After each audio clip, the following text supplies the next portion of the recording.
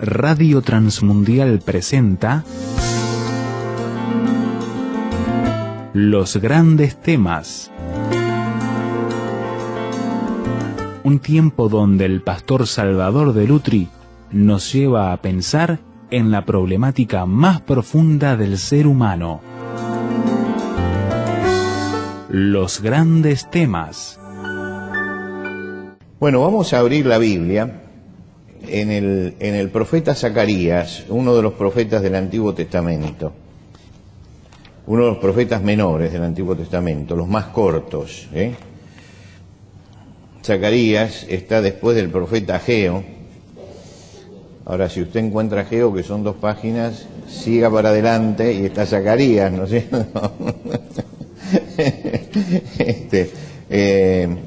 Así que y vamos al capítulo 4 de Zacarías para la meditación de hoy. Capítulo 4 de Zacarías. Dice: volvió el ángel que hablaba conmigo y me despertó como un hombre que es despertado de su sueño, y me dijo: ¿qué ves? Y respondí: he mirado y he aquí un candelabro todo de oro con un depósito encima, y sus 7 lámparas encima del candelabro, y 7 tubos para las lámparas que están encima de él, y junto a él 2 olivos, el uno a la derecha del depósito y el otro a su izquierda. Proseguí y hablé diciendo a aquel ángel que hablaba conmigo: ¿qué es esto, Señor mío? Y el ángel que hablaba conmigo respondió y me dijo: ¿no sabes qué es esto? Y dije: no, Señor mío. Entonces respondió y me habló diciendo: esta es la palabra de Jehová a Zorobabel, que era el gobernador, ¿no? Que dice: no con ejército ni con fuerza, sino con mi espíritu, ha dicho Jehová de los ejércitos.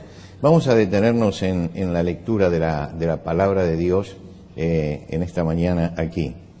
Cuando usted está en Roma y visita el Foro Romano, hay una vía que se llama Vía Sacra, o Vía Sagrada del Imperio Romano, y allí está el Arco de Tito. El Arco de Tito. Tito fue el que destruyó Jerusalén en el año 70 y se llevó todos los utensilios que había en el templo. Y justamente en uno de los costados del arco está colocado un friso donde se ve el candelabro. Y es el único testimonio histórico que queda de cómo era ese candelabro, porque los judíos no lo dibujaban, ¿no? Y lo único que nos queda de cómo era el candelabro está sacado justamente de eso. Ahora, este candelabro es un símbolo que llega hasta hoy como el testimonio de lo que es el judaísmo, pero no es un símbolo de origen humano. Esto no lo hicieron los hombres. Dios le indicó que cuando hicieran el templo, en un lugar debían tener, en el lugar santo, tenía que haber un candelabro de 7 brazos con las luces encendidas. Estaban allí simbolizando lo que Dios quería del pueblo, que el pueblo fuera una luz para su tiempo, que en medio de la oscuridad ellos dieran luz. Y cada vez que Dios llama a un hombre, no importa en qué tiempo, en qué época, ni de qué características, siempre que Dios llama a un hombre, lo llama para alumbrar, para que sea una luz. Dios llamó a Abraham para que fuera una luz en medio de los pueblos, y lo metió en Canaán, donde eran todos pueblos idólatras, porque él tenía el deber de alumbrar allí. Y Dios le dijo: y serán benditas en ti todas las naciones de la tierra. Dios tomó a Noé y lo convirtió en pregonero de justicia, y lo mandó a alumbrar en una generación maligna, en una generación perversa, en una generación violenta. Lo puso allí, lo levantó para que él fuera una luz, y por eso se lo llama pregonero de justicia, porque fue la luz que alumbró en ese momento lo que era la justicia de Dios. Cuando llamó a Daniel en Babilonia, lo metió en medio de un pueblo idólatra totalmente, y lo metió como esclavo, pero Dios lo llamó y le dijo: aún desde allí tenés que alumbrar. Y alumbró durante toda su vida a los pueblos paganos en los que estaba. Lo mismo cuando llamó a Juan el Bautista.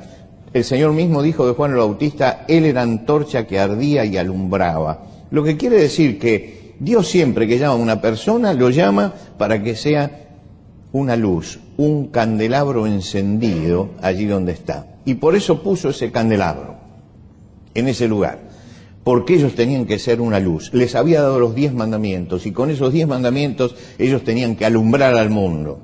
Y les había enseñado el proceso de redención y con eso tenían que alumbrar al mundo. Cuando Jesús recibe a los discípulos en el Sermón del Monte, les dice: ustedes son la luz del mundo. No se enciende una luz y se pone debajo del almud, se lo pone en el centro de la casa, porque tienen que iluminar. Y un cristiano es alguien que tiene que ser el que ilumine el lugar en que está. Es decir, que a través de él se tiene que ver la luz de Dios. Y cuando llegamos al último libro de la Biblia, Apocalipsis, allí nos encontramos con que cada iglesia, ¿cómo está representada? Con un candelabro. Es un candelero que tiene su luz, y cada una de las iglesias es una luz encendida. Quiere decir que desde el comienzo, desde Israel, donde Dios puso el candelabro, hizo: esto es lo que tienen que ser ustedes, hasta que llegamos a la iglesia. El mensaje de Jesús a la iglesia es: hay iglesias que tienen que tener la luz encendida, que tienen que iluminar. Esa es la función, esa es la función. El apóstol Pablo, cuando escribe a los filipenses, dice que tenemos que ser irreprensibles y sencillos hijos de Dios sin mancha, en medio de una generación maligna y perversa, en medio de la cual resplandecéis como luminares en el mundo. Y el cristiano tiene que iluminar allí donde esté. La preocupación permanente es tener el candelero siempre encendido, siempre encendido. Zacarías recibió una lección de parte de Dios. Zacarías es el profeta de las visiones, ¿no? Él tenía que hablarle a un pueblo que había estado 70 años cautivo en Babilonia, esclavos, angustiados, impotentes, pero cuando cambió la política, Ciro los hizo volver. Y volvieron a su tierra y encontraron todo destruido. Y volvieron con el entusiasmo de levantar todo lo que estaba derribado, pero el entusiasmo no duró mucho. Es como todo entusiasmo, ¿no? Los entusiasmos suelen ser al principio y después se cae. Y empezó a caerse y durante 20 años estuvieron parados. Y allí había un gobernador que era Zorobabel. Zorobabel era el que manejaba la parte política y económica del pueblo, y era un hombre probo en todo, pero parece que a Zorobabel se le estaban cayendo los brazos también, después de 20 años de que no veía que el pueblo tuviera este entusiasmo que tenía cuando llegó. Porque cuando llegó tenía muchísimo entusiasmo, pero ahora ya habían bajado los brazos. Y Dios levantó 2 profetas, el profeta Ageo y el profeta Zacarías, para hablarle a ese pueblo. Y aquí hay un mensaje específico que se le manda a Zorobabel. El ángel le dice: ¿qué es lo que ves? ¿Qué es lo que ves? Y qué es lo que y entonces dice: bueno, yo no entiendo, dice, no sé qué es esto. Yo veo un candelero, y veo un candelero con una cantidad de tubos que alimentan con aceite todas esas cosas, y veo 2 olivos que hay detrás, ¿no? Eso es lo que veo. Pero ¿qué quiere decir eso? ¿Qué quiere decir? ¿Qué es lo que vio él? Ustedes saben que el olivo es la planta que nos da el aceite. Se lo sacamos al olivo, el aceite. Quiere decir que el aceite se origina en la vida, en una planta que está viva. Y ellos tenían un candelero, y ese candelero estaba conectado a estos 2 olivos. Lo que salía del olivo era lo que llevaba el aceite. Y la llama se mantenía encendida porque había contacto con el olivo, que era el que daba el aceite. Y entonces el ángel le dice: mira, el asunto es muy sencillo. Ustedes tienen depósitos, tubos, canales por donde tiene que llegar el aceite. Pero lo más importante no es toda esa organización, sino es que el aceite llegue. Que el aceite llegue. Y entonces resume esto en una frase: le tienes que decir a Zorobabel esto: no con ejércitos ni con fuerza, sino con mi espíritu, dice el Señor. El que hace la obra es el Espíritu Santo. Nosotros somos como canales, ¿no? Canales a través de los cuales Dios tiene que obrar. Pero el que hace la obra es el Espíritu Santo, es Dios a través de nosotros. La luz tiene que mantenerse encendida y para eso tiene que haber depósitos, tiene que haber tubos, tiene que haber toda una organización, tiene que haber todo eso. Pero ¿de dónde viene el aceite? ¿De dónde viene lo que da la luz? ¿Qué mantiene el candelero encendido? ¿Qué hace que nunca se agote? Que tengamos 2000 años de iglesia y siga la iglesia ardiendo a pesar de todo. Es que viene del Señor, viene de los olivos que están dando el aceite. Es lo que mantiene la luz encendida. Y la lección que le están dando al gobernador es esta. No es el ejército. ¿Qué es el ejército? Un ejército es una cantidad de gente que se une para hacer fuerza. Los ejércitos siempre hacen fuerza, a veces violenta, a veces persuasiva, pero es la fuerza de la masa. Y él dice, no es eso lo que da vida, no es eso lo que da vida, no es eso. No es el ejército, no es la fuerza de lo colectivo lo que da vida. Dice, no es la fuerza tampoco de lo individual. No con ejército ni con fuerza, por más que nos esforcemos, la vida no viene por eso. Ahora, esto no quiere decir que no nos tenemos que esforzar, nos tenemos que esforzar y tenemos que trabajar todos juntos, pero no tenemos que pensar que la bendición de Dios viene por la fuerza que nosotros hacemos. No es eso, es el poder del Espíritu Santo lo que tiene que estar trabajando. Y recordemos cómo tuvieron que aprenderlo los discípulos de Jesús. Ellos estuvieron 3 años con Jesús. Jesús les habló de muchas cosas, de muchas cosas. Tenemos en el Evangelio de Mateo solamente 5 sermones de Jesús. Tenemos en el Evangelio de Juan el sermón del aposento alto. Jesús les habló de muchas cosas. Y si uno recorre todo eso, ve que la enseñanza de Jesús era una enseñanza completa. Él les enseñó ética, les enseñó esperanza, les enseñó crecimiento, les enseñó misión, vida espiritual. Todo eso aparece en todos esos sermones. Usted puede fijarse, la ética, ¿dónde está? En el Sermón del Monte. La esperanza, ¿dónde está?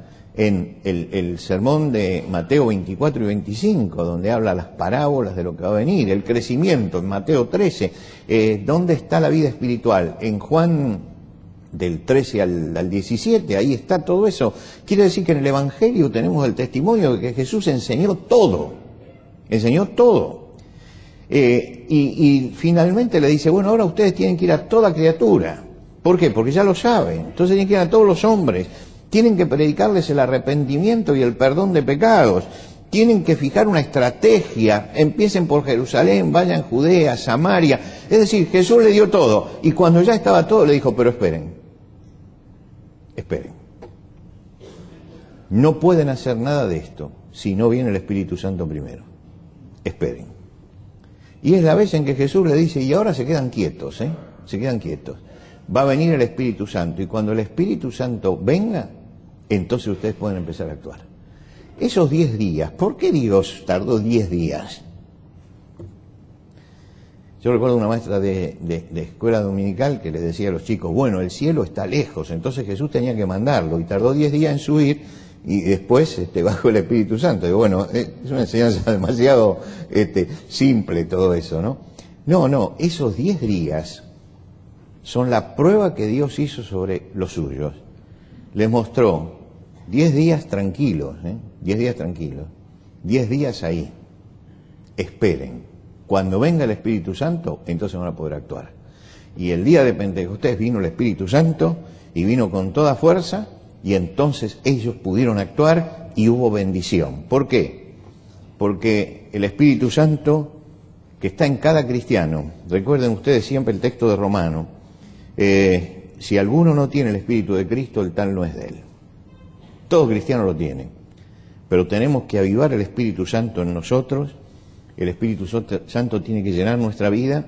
Tenemos que darle la importancia que el Espíritu Santo tiene. No creer que es nuestra fuerza la que hace. Nosotros ponemos toda la organización y ponemos el esfuerzo humano, pero el que hace la obra es el Señor, es el Espíritu Santo el que obra. hay que, como en el candelabro aquel que vio Zacarías, uno tiene que tener los caños limpios y tiene que tener todo conectado y tiene que tener todo armado. Y es lo que hizo Jesús con los discípulos. Pero la vida vino cuando llegó el Espíritu Santo. Y cuando llegó el Espíritu Santo, entonces allí se enciende la luz. Y en Pentecostés uno siente que el candelabro de la iglesia se enciende. Y la gente empieza a ver a Jesucristo y empieza a acercarse a Él. La vida llena del Espíritu Santo es una vida que alumbra. Jesús dijo de Juan el Bautista que fue lleno del Espíritu Santo, ¿recuerdan ustedes desde el vientre de su madre? Dijo, Él era antorcha que ardía y alumbraba. ¿Por qué? Porque el Espíritu Santo estaba en Él. Él tenía una fuerte personalidad, tenía una gran entrega al Señor, tenía un ascetismo que era ejemplar en su tiempo, tenía un mensaje vibrante, pero lo que toca, y era importante tener todo eso, pero lo que tocaba el corazón era que el Espíritu Santo estaba presente en su vida. El Espíritu Santo es el que hace la obra, el Espíritu Santo es el que nos mueve, el Espíritu Santo es el que puede convencer de pecado a los hombres y puede llevarlos a Cristo. Por eso es importante que la meta de cada uno de nosotros en este tiempo y siempre en nuestra vida, pero sobre todo en este tiempo, sea que esa luz que la gente está buscando y que no encuentra porque estamos en un mundo de tinieblas y en un mundo de oscuridad, aparezca en nosotros porque nuestra vida está llena del Espíritu Santo de Dios. Zorobabel estaba un poco desanimado con todo lo que estaba pasando y Dios le mandó un mensaje. Le dijo, no creas que es tu fuerza ni tu organización. Eso está bien, pero lo que necesitamos es el poder de Dios y es el Espíritu Santo trabajando. Por lo tanto, nosotros tenemos que ocuparnos mucho de que los caños estén colocados y conectados, ¿no? De que todo esté bien organizado como para que esto vaya adelante.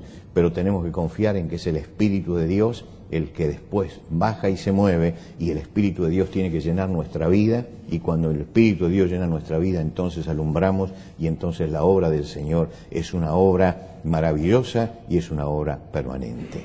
Por eso, la palabra final fue muy breve para Zorobabel.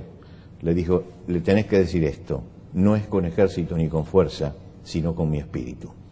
Y parece que Zorobabel entendió lo que Dios le quería decir, que no era solamente la fuerza humana, que era que Dios estuviera obrando y que Dios estuviera con ellos. Así que, hermanos, busquemos en la comunión con el Señor en este tiempo, que el Espíritu Santo esté llenando nuestra vida, que estemos realmente entregados al Espíritu Santo para que la luz del candelero siga encendida y alumbre a todos los que están a nuestro alrededor. Señor, te damos gracias por esta mañana, te damos gracias por este tiempo de recordación en que hemos vuelto a mirar la gloria de Jesucristo y la obra de Cristo a nuestro favor. Y Señor, te agradecemos porque estamos involucrados en esta tarea maravillosa que es llevar la luz de Jesucristo a todos los hombres. Pero Señor, sabemos que no solamente tenemos que ser los que llevamos la luz, sino que tenemos que ser los que somos la luz. Que nuestra vida tiene que mostrar a Jesucristo. Y te rogamos, Padre, que tú obres en nuestros corazones para que nuestra vida sea una vida que muestre la obra de Cristo, que hable de la obra de Cristo, que podamos alumbrar allí donde estamos y que la luz tuya pueda llegar a todos los que te necesitan.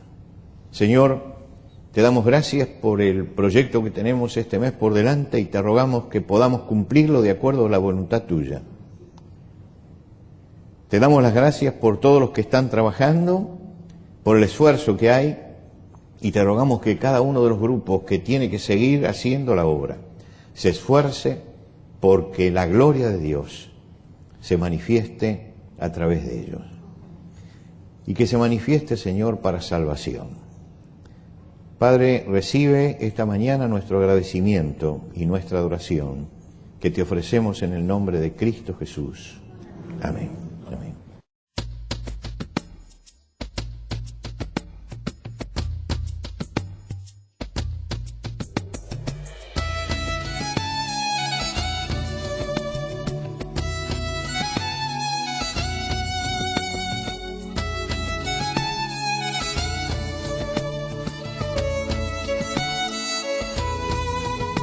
Antes de finalizar los grandes temas del día de hoy, les queremos dar los canales de comunicación donde usted puede entrar en contacto con el pastor Salvador de Lutri.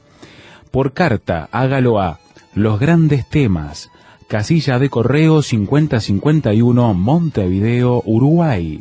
Los Grandes Temas, casilla de correo 5051, Montevideo, Uruguay.